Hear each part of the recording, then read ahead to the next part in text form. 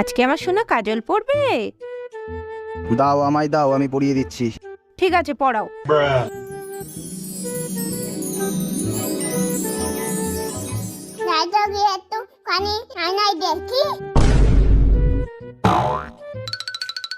আমার দেখো কাকাই কি করেছে।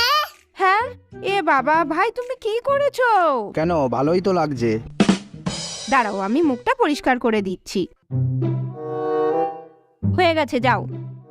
A few moments later.